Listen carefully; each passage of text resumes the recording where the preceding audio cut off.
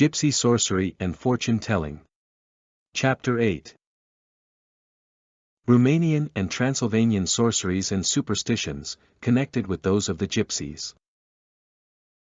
In her very interesting account of Roumanian superstitions, Mrs. E. Gerard, The Land Beyond the Forest, finds three distinct sources for them. Firstly, the indigenous, which seems to have been formed by or adapted to the wild and picturesque scenery and character of the country. Secondly, those derived from the old German customs and beliefs brought by the so-called Saxon, in reality Lower Rhenish colonists, and thirdly, the influence of the Gypsies, themselves a race of fortune-tellers and witches. All these kinds of superstition have twined and intermingled, acted and reacted upon one another so that in many cases it becomes a difficult matter to determine the exact parentage of some particular belief or custom. It may be often difficult to ascertain in what particular country or among what people a superstition was last found, but there is very little trouble when we compare the great body of all such beliefs of all races and ages and thereby find the parent sources. It is not many years since philologists, having taken up some favorite language, for instance, Irish, discovering many words in many tongues almost identical with others in verse, boldly claimed that this tongue was the original of all the others. Now we find the roots of them all in the Aryan. So when we examine folklore, it is doubtless of great importance that we should learn where a tradition last lived, but we must not stop there, we must keep on inquiring till we reach the beginning. As a rule, with little exception, when we find anywhere the grosser forms of fetish and black witchcraft, we may conclude that we have remains of the world's oldest faith, or first beginning of supernaturalism in suffering and terror, a fear of mysterious evil influences. For with all due respect to the fact that such superstitions might have sprung up sporadically wherever similar causes existed to create them, it is, in the first place, a very rare chance that they should assume exactly like forms. Secondly, we must consider that as there are even now millions of people who receive with ready faith and carefully nurse these primeval beliefs, so there has been from the beginning of time abundant opportunity for their transmission and growth. Thirdly, nothing is so quickly transmitted as folklore, which in one sense includes myths and religion. If jade was in the prehistoric Stone Age carried from Iona or Tartary all over Europe, it is even more probable that myths went with it quite as far and fast. It is not by loose, fanciful, and careless guesswork as to how the resemblance of Greek or Norse legends to those of the Red Indians is due to similar conditions of climate and life, that we shall arrive at facts, neither will the truth be ascertained by assuming that there was a certain beginning of them all in a certain country, or that they were all developed out of one mythology, be it solar or Shemitic, Hindu or Hebrew. What we want is impartial examination, comparison and analysis. On this basis we find that all the folklore or magic of Europe, and especially of its eastern portion, has a great deal which is derived from black witchcraft, or from the succeeding shamanism. When we find that a superstition is based on fertility, the mystery of generation, or phallic worship as, for instance, wearing boar's teeth or a little pig for a charm, we may conclude that it is very ancient, but still not older than the time when wise men had begun to reflect on the mysteries of birth and death and weave them into myths. The exorcism of diseases as devils, and the belief that they, in common with other evils, may be drummed, or smoked, or incanted away into animals, trees, and streams, belongs in most cases to shamanism. In all probability the oldest sorcery of all was entirely concerned with driving out devils and injuring enemies, just as most of the play of small boys runs to fighting or the semblance of it, or as the mutual relations of most animals in the lower stages consist of devouring one another. This was the very beginning of the beginnings, and it would be really marvelous that so much of it has survived were it not that to the one who is not quite dazzled or blinded by modern enlightenment there is still existent a great outer circle of human darkness, and that this darkness may be found in thousands of intermittent varying shadows or marvelous chiaroscuro, even in the brightest sun pictures of modern life. As I write I have before me a copy of the Philadelphia Press, of April 14, 1889, in which a J. C. Batford, M.D., advertises that if anyone will send him 2 2-cent postage stamps, that is, tuppence, with a lock of your hair, name, age, and sex, he will send a clairvoyant diagnosis of your disease. This divining by the lock of hair is extremely ancient, and had its origin in the belief that he who could obtain one from an enemy could reach his soul and kill him. From communicating a disease by means of such a lock, and ascertaining what was the matter with a man, in the same manner, was a very obvious step forward. Of all people living in Europe, the peasantry of Italy and Sicily and the Gypsies seem to have retained most of this shamanism and witchcraft, and as the latter have been for centuries its chief priests, traveling here and there disseminating it, we may conclude that even where they did not originate it they have been active in keeping the old faith alive. In Roumania, where the gypsy is called in to conjure on all occasions, people believe themselves to be surrounded by whole legions of devils, witches, and goblins. There is scarcely a day or hour in which these bad spirits have not power, and a whole complicated system, about as laborious as the mastering an unknown language, is required in order to teach an unfortunate peasant to steer clear of the dangers by which he supposes himself to be beset. On Wednesday and Friday no one should use needle or scissors, bake bread, or sow flax.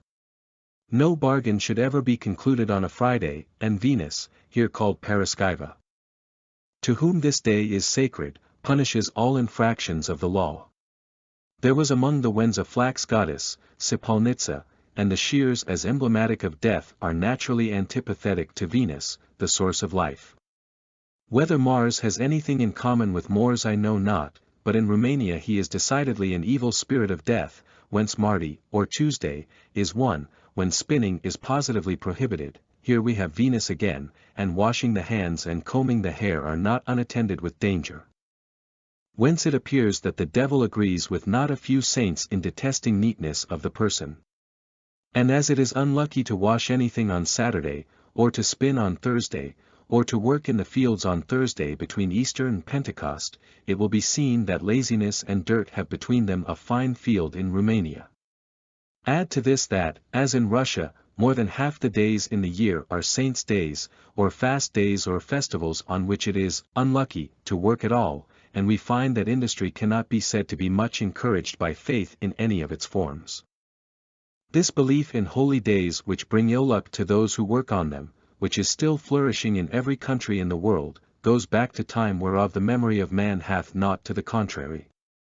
A distinct difference is here to be observed however between naturally resting from work on certain days, which is of course an inherent instinct in all mankind, and the declaring such rest to be obligatory, and its infraction punishable by death, disaster, and bad luck, and still more the increasing such Sabbaths to such an extent as to interfere with industry, or the turning them into fast days or saints' days with observances. Here the old shamanism comes in, if not the evil witchcraft itself which exacted penance and fasting, and ceremonies to exorcise the devils. The first belief was that evil spirits inflicted pain on man, and that man, by efforts which cost him suffering, could repel or retaliate on them. This was simple action and reaction, and the repulsion was effected with starving, enduring smoke, or using repulsive and filthy objects. Out of this in due time came penance of all kinds. The Oriental or Greek Church is found at every turn, even more than the Catholic, interchanged, twined, and confused with ancient sorcery. Theodore, like Saints Simeon and Anthony in Tuscany, is very much more of a goblin than a holy man.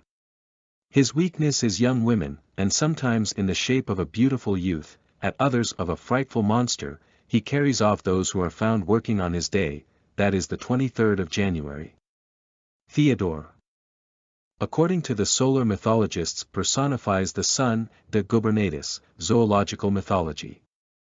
In any case the saint who seizes girls is the Hindu Krishna or his prototype, and therefore may have come through the Gypsies. The overworked solar myth derives some support from the fact that among the Serbs on Theodore's day the Centaur, or centaur, as the name declares, who is half horse and half man, rides over the people who fall in his power.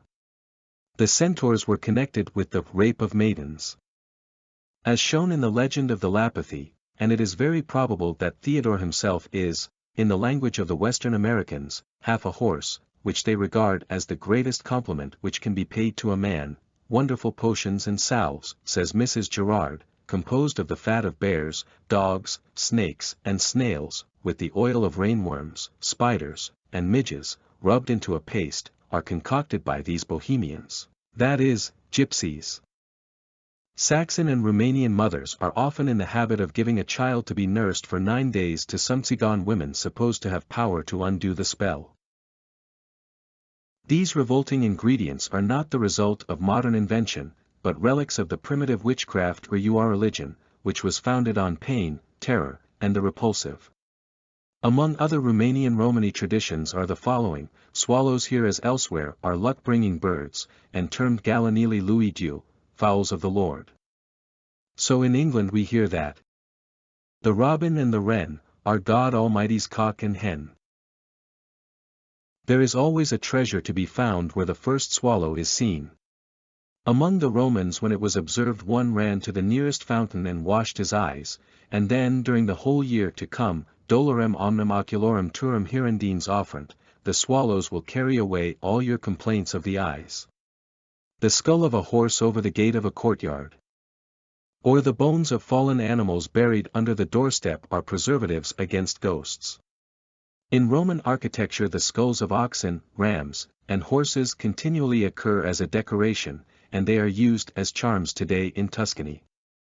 Black fowls are believed to be in the service of witches. The skull of a ram placed at the boundary of a parish in Romania keeps off disease from cattle. It was evidently a fetish in all ages. In Slavonian, Estonian, and Italian tales, black poultry occur as diabolical. To appease the devil a black cock must be sacrificed. But in Romania the black, Brahmaputra fowl is believed, curiously enough, to be the offspring of the devil and a Jewish girl, truly an insignificant result of such clever parentage. A cow that has wandered away will be safe from witches if the owner sticks a pair of scissors or shears in the center crossbeam of the dwelling room. The folklore of shears is extensive. Friedrich derives it from the cutting of the threads of life by the fates. Thus Juno appears on a Roman coin as holding the shears of death. The swallow is said in a Swedish fairy tale to have been the handmaid of the Virgin Mary, and to have stolen her scissors, for which reason she was turned into a bird, the swallow's tail being supposed to resemble that article. Gypsies in England use the shears in incantations. A whirlwind denotes that the devil is dancing with a witch, and he who approaches too near it may be carried off bodily to hell, as has indeed happened to many a wicked pike in a cyclone or blizzard in Western America. Though he may escape by losing his cap. It is very dangerous to point at a rainbow or an approaching thunderstorm. Probably the devil who here guides the whirlwind or directs the storm regards the act as impolite. He punishes those who thus indicate the rainbow by a gnawing disease. Lightning is averted by sticking a knife in a loaf of bread and spinning the two on the floor of the loft of the house while the storm lasts. The knife appears not only in many gypsy spells, but in the Etruscan Florentine magic. The legends of Dom Daniel and the College of Sorcery in Salamanca appear in the Gypsy Roumanian Scholomance, or school, which exists somewhere far away deep in the heart of the mountains, where the secrets of nature, the language of animals, and all magic spells are taught by the devil in person. Only 10 scholars are admitted at a time, and when the course of learning has expired 9 are dismissed to their homes, but the 10th is detained by the professor in payment.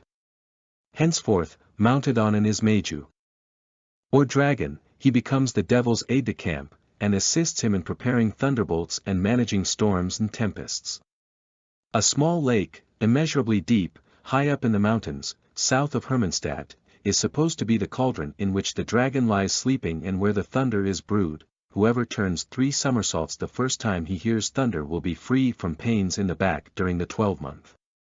Of this prescription, which reads as if it had originated with Timothy in Japhet in Search of a Father, when he practiced as a mountebank, it may be said that it is most unlikely that any person who is capable of putting it in practice should suffer with such pains. To be free from headache, rub the forehead with a piece of iron or stone. This may be a presage of the electric cure or of that by metallic tractors. It is unfortunate in all Catholic countries to meet with a priest or nun, especially when he or she is the first person encountered in the morning. In Romania this is limited to the Greek popa. But to be first met by a gypsy on going forth is a very fortunate omen indeed. According to a widely spread and ancient belief, it is also very lucky to meet with any woman of easy virtue, the easier the better. This is doubtless derived from the ancient worship of Venus, and the belief that anything or person connected with celibacy and chastity, such as a nun, is unlucky. It would appear from this that the Roumanians, or their gypsy oracles, have formed an opinion that their own popas are strictly abstinent as regards love, while Protestant priests marry and are accordingly productive. Why the Catholic clergy are included with the latter is not at all clear. It is lucky also to meet a gypsy at any time, and doubtless this belief has been well encouraged by the Romani. It's kushti bak to wellen a ram, when toots a Pyrian pre the drum, when you are going along the street, it's lucky a gypsy man to meet. Likewise, it is lucky to meet with a woman carrying a jug full of water, etc., but unlucky if it be empty. So in the New Testament the virgins whose lamps were full of oil received great honor. The lamp was an ancient symbol of life, hence it is very often found covered with aphrodisiac symbols or made in phallic forms. It is barely possible that common old popular simile of not by a jug full, meaning not by a great deal, is derived from this association of a full vessel with abundance. It is a Roumanian gypsy custom to do homage to the wadna zina, or water woman, Hungarian gypsy, nevashi, by spilling a few drops of water on the ground after filling a jug, and it is regarded as an insult to offer drink without observing this ceremony. A Roumanian will never draw water against the current, also as in the Hungarian gypsy charms, as it would provoke the water spirit. If water is drawn in the night time, whoever does so must blow 3 times over the brimming jug, and pour a few drops on the coals. The mythology of the Roumanians agrees with that of the gypsies. It is Sylvan, and Indian. In deep pools of water lurks the dreadful Balor or Wadna Muz, that is, the waterman. Muz is both gypsy and Slavonian, who lies in wait for victims. In every forest lives the Mama Padura, or Weshni Dai, the forest mother, who is believed to be benevolent to human beings, especially towards children who have lost their way in the wood. But the Panache is an amorous spirit who, like the wanton satyrs of old, haunts the silent woodland shades, and lies in wait for helpless maids. Surely, observes Mrs. Gerard, this is a corruption of Great Pan, who is not dead after all, but merely banished to the land beyond the forest. What a find this would have been for Heine when writing The Gods in Exile. In deep forests and lonely mountain gorges there wanders about a wild huntsman of superhuman size. He appears to be of a mysterious nature, and is very seldom seen. Once he met a peasant who had shot 99 bears, and warned him never to attempt to kill another. But the peasant disregarded his advice, and, missing his aim, was torn in pieces by the bear. Very singular is the story that this lord of the forest once taught a hunter, that if he loaded his gun on New Year's night with a live adder he would never miss a shot during the ensuing year. It is not probable that he was told to put a live and wiggling snake into his gun. The story of itself suggests the firing out the ramrod for luck. It has been observed by C. Lloyd Morgan that if a drop of the oil of a foul tobacco pipe be placed in the mouth of a snake the muscles instantly become set in knotted lumps and the creature becomes rigid. If much is given the snake dies, but if only a small amount is employed it may be restored. This, as Mr. Oakley has suggested, may explain the stories of Indian snake charmers being able to turn a snake into a stick. It is performed by spitting into the snake's mouth and then placing the hand on its head till it becomes stiffened. The effect may be produced by opium or some other narcotic. And it may also occur to the reader that the jugglers who performed before Pharaoh were not unacquainted with this mystery. It is probable that the hunter in the gypsy Roumanian story first gave his adder tobacco before firing it off. The Omren, or wild man, is a malevolent forest spectre, the terror of hunters and shepherds. He is usually seen in winter, and when he finds an intruder on his haunts, he tears up pine trees by the roots with which he slays the victim, or throws him over a precipice, or overwhelms him with rocks. In every detail he corresponds to a being greatly feared by the Algonquin Indians of America. The Oamini Macuti, or small men, are grey-bearded dwarfs, dressed like miners. They are the kobolds or Bergmannchen of Germany. They seldom harm a miner, and when one has perished in the mine they make it known to his family by 3 knocks on his door. They may be heard quarreling among themselves and hitting at one another with their axes, or blowing their horns as a signal of battle. These horns of Elfland blowing connect them with the Corrigan of Brittany, who are fairies who always carry and play on the same instrument. Praetorius devotes a long chapter to all the learning extant on the subject of these Bergmannchen, or subterraneans. The mountain monk is the very counterpart of Friar Rush in English fairy lore, and is also of Indian origin. He delights in kicking over water pails, putting out lamps, and committing mischief, merry, mad, or sad. Sometimes he has been known to strangle workmen whom he dislikes, though, on the other hand, he often helps distressed miners by filling their empty lamps or guiding those who have lost their way. But he always bids them keep it a secret, and if they tell they suffer for it. Gana is queen of the witches, and corresponds to the Diana of the Italians. Gana is probably only a variation of the word Diana. Among the Wallachians this goddess is in fact known as Dina and Sina. She, like the wild Jaeger, rushes in headlong hunt over the heavens or through the skies followed by a throng of witches and fairies. People show the places where she has passed, and where the grass and leaves are dry, Friedrich. She is a powerful enchantress, and is strongest in her sorcery about Eastertide. To guard against her the Wallachians at this time carry a piece of lime tree or linden wood. She is a beautiful but terrible enchantress, who presides over the evil spirits who meet on May Eve. She was the ruler of all Transylvania, a hunting country, before Christianity prevailed there. Her beauty bewitched many, but whoever let himself be lured into drinking mead from her urus, or wild ox, drinking horn perished. She is like the Norse Freya, a cat goddess, and seems to be allied to the chesum, or cat, or fountain spirit of the Turks.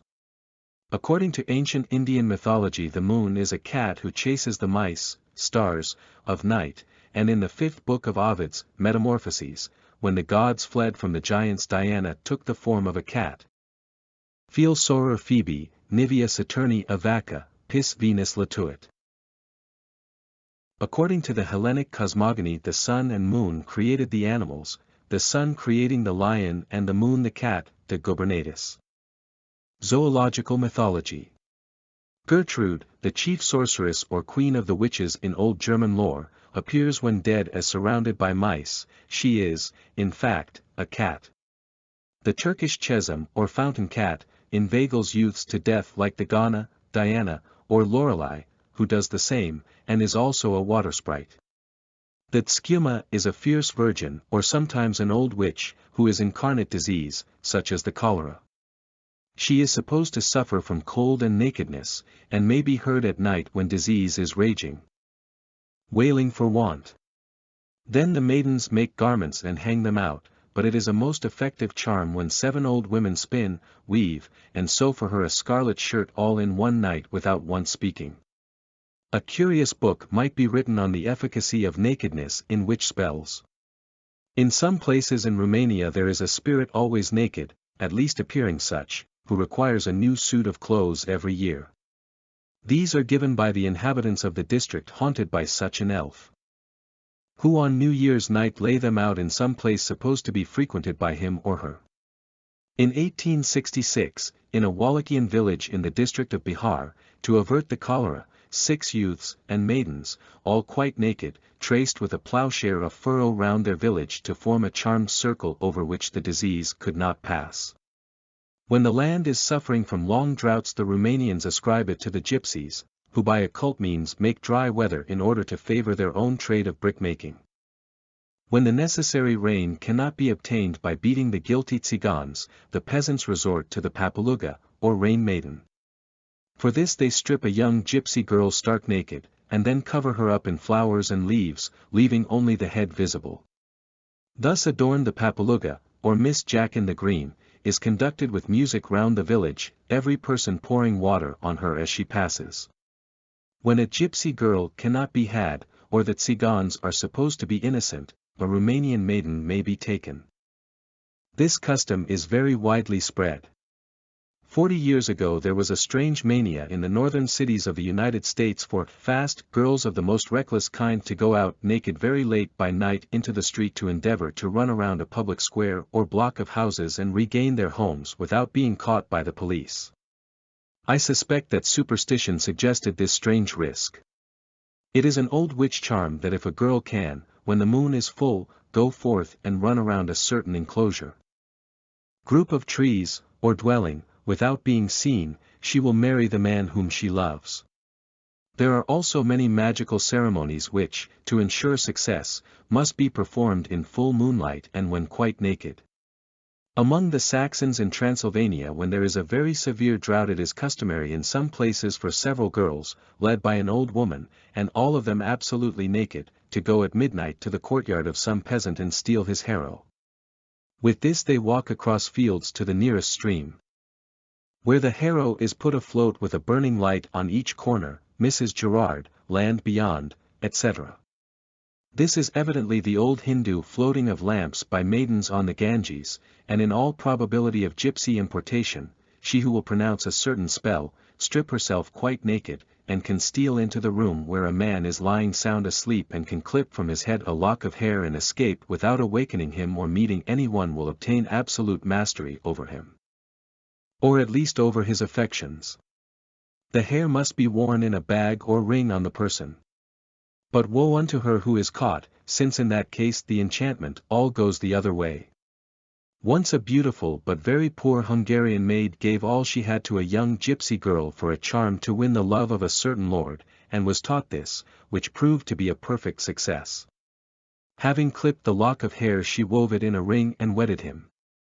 After a time she died, and the gypsy being called in to dress the corpse found and kept the ring. Then the lord fell in love with the gypsy and married her. But ere long she too died, and was buried, and the ring with her. And from that day the lord seemed as if possessed to sit by her grave, and finally built a house there, and never seemed happy save when in it. If a Roumanian maid, says Mrs. Gerard, desires to see her future husband's face in the water, she has only to step naked at midnight into the nearest lake or river, or, if she shrink from this, let her take a stand on the more congenial dunghill with a piece of Christmas cake in her mouth. And as the clock strikes 12, listen attentively for the first sound of a dog's bark. From whichever side it proceeds will also come the expected suitor, a naked maid standing on a congenial dunghill, with a piece of Christmas cake in her mouth, would be a subject for an artist which should be eagerly seized in these days when excuses for the nude in art are becoming so rare. It is worth observing that this conjuration is very much like one observed in Tuscany, in which Saint Anthony is invoked to manifest by a dog's barking at night. As by other sounds, whether the applicant or invoker shall obtain her desire. At the birth of a child in Wallachia, every one present takes a stone and throws it behind him, saying, "This into the jaws of the Strigoi," a custom, says Mrs. Gerard, which would seem to suggest Saturn and the swaddled-up stones. It is much more suggestive of the stones thrown by Deucalion and Pyrrha. Strigoi is translated as evil spirits. It is evidently, originally at least, the streg, or witches of Italy. From the Latin strix, the dreaded witch-bird of Ovid. Festus derives the word astringendo from the opinion that they strangle children. Middle Latin striga, Paulus Grolandus. For much learning on this subject of the strix the reader may consult the Gubernatus, Myth of Animals, Volume 2. As long as the child is unbaptized it must be carefully watched for fear lest it be changed or stolen away. This is common to Christians, heathen, and gypsies to watch it for several days. A piece of iron, or a broom laid beneath the pillow will keep spirits away. So in Romania and Tuscany. Quintus Serenus, however, recommends that when the striga atra presses the infant, garlic be used, the strong odor of which, to their credit be it said, is greatly detested by witches. The Romans used to cook their coena daemonum for the house spirits, and the Hindus prepared food for them. From them it has passed through the gypsies to Eastern Europe, and now the Roumanian, who has by a simple ceremony made a contract with the devil. receives from him an attendant spirit called a spiritsui or spiritush which will serve his master faithfully, for 7 long years. But in return expecting the first mouthful of every dish eaten by his master. So many differing fancies have mankind, that they the master sprites may spell and bind. Nearly connected with the Roumanian we have the beliefs in magic of the Transylvanian Saxons, all of them shared with the Gypsies and probably partially derived from them. Many people must have wondered what could have been the origin of the saying in reference to a very small place that there was not room to swing a cat in it. But I don't want to swing a cat in it, was the very natural rejoinder of a well-known American literature to this remark applied to his house. It is possible that we may find the origin of this odd saying in a superstition current in Transylvania, whither it in all probability was carried by the Gypsies, whose specialty it is to bear the seeds of superstitions about here and there as the winds do those of plants. In this country it is said that if a cat runs away, when recovered she must be swung 3 times round to attach her to the dwelling. The same is done by a stolen cat by the thief if he would retain it. Truly this seems a strange way to induce an attachment, or pour encourager les autres. It is evident, however, that to the professional cat stealer the size of his room must be a matter of some importance. It is a pity that this saying and faith were unknown to Moncrief Maraden, the historiographer of cats.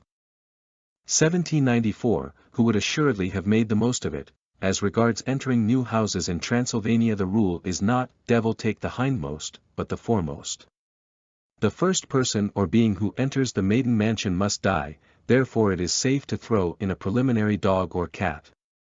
The scape cat is, however, to be preferred. I can remember once, when about 6 years of age, looking down into a well in Massachusetts and being told that the reflection which I saw was the face of a little boy who lived there.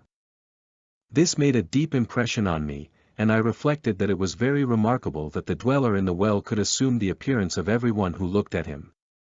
In Transylvania it is, says Mrs. E. Gerard, dangerous to stare down long into a well, for the well-dame who dwells at the bottom is easily offended. But children are often curious, and so, bending over the edge, they call out mockingly, "Dame of the well, pull me down into it," and then run away rapidly.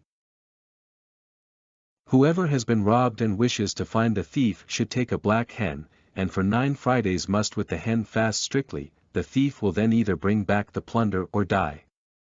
This is called taking up the black fast against any one.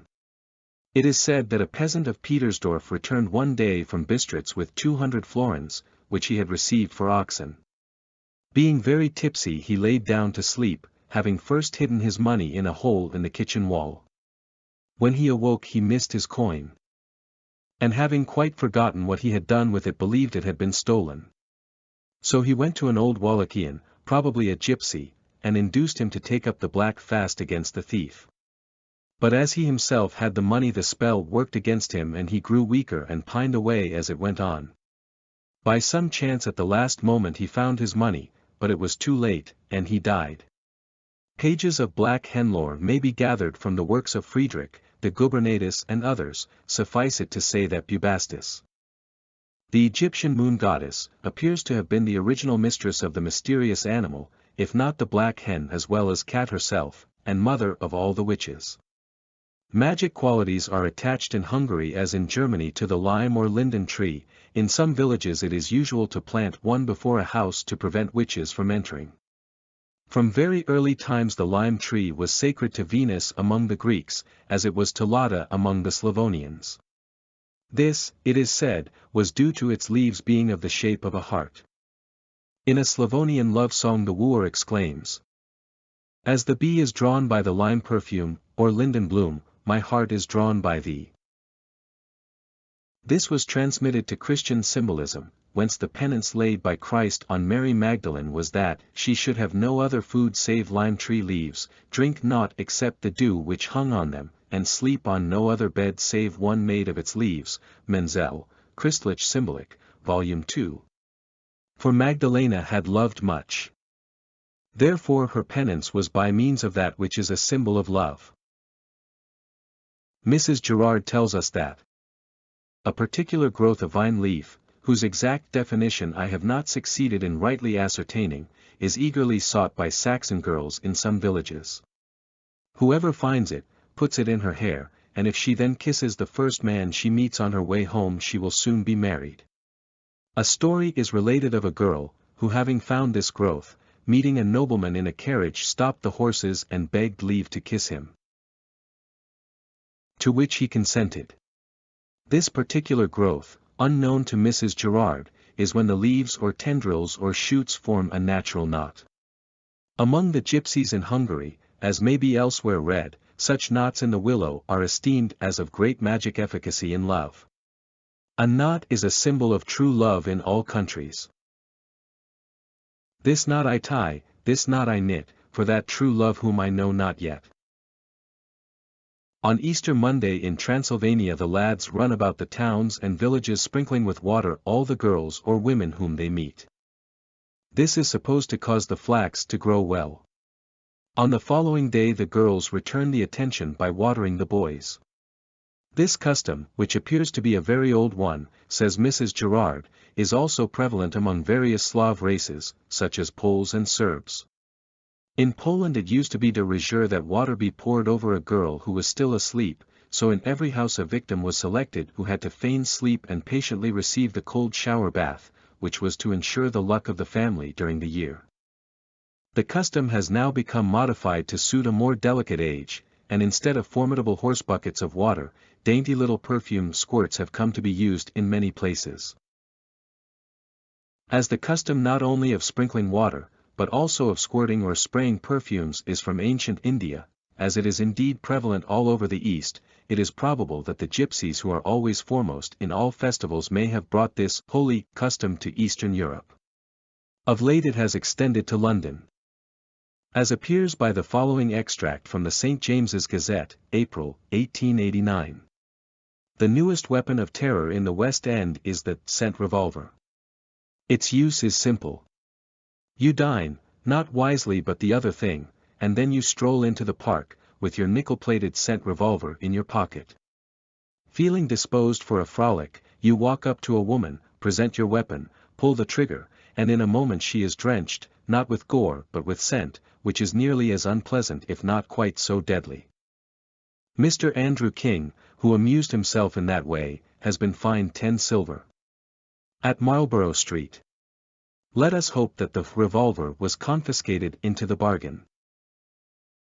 One way of interrogating fate in love affairs is to slice an apple in two with a sharp knife. If this can be done without cutting a seed the wish of the heart will be fulfilled. Of yore, in many lands the apple was ever sacred to love, wisdom, and divination. Once in Germany a well-formed child became, through bewitchment, sorely crooked and cramped. By the advice of a monk the mother cut an apple in 3 pieces and made the child eat them, whereupon it became as before. In Ilzac, in Alsace, there is a custom called andressel. On St. Andrew's Eve a girl must take from a widow, and without returning thanks for it, an apple. As in Hungary she cuts it in 2 and must eat 1/2 of it before midnight, and the other half after it, then in sleep she will see her future husband. And there is yet another love spell of the split apple given by Skeibel, Die Gut alte Zeit. Stuttgart, 1847, which runs as follows. On Friday early as may be, take the fairest apple from a tree, then in thy blood on paper white, thy own name and thy true love's right, that apple thou in 2 shalt cut, and for its cure that paper put, with 2 sharp pins of myrtle wood, join the halves till it seem good, in the oven let it dry, and wrapped in leaves of myrtle lie, under the pillow of thy dear, yet let it be unknown to her, and if it a secret be, she soon will show her love for thee. Similar apple sorceries were known to the Norsemen. Because the apple was so nearly connected with love and luxury, Geschlechtsliebe und Zugangslust, those who were initiated in the mysteries and vowed to chastity were forbidden to eat it. And for the same reason apples, hares, and cupids, or amorets, were often depicted together. In Genesis, as in the Canticles of Solomon, apples, or at least the fruit from which the modern apple inherited its traditions, are a symbol of sexual love. In Florence, women wishing for children go to a priest and get from him a blessed apple, over which they pronounce an incantation to Santa Anna, La San Na, who was the Lucina of the Latins. Thus ends Chapter 8 of Gypsy Sorcery and Fortune Telling.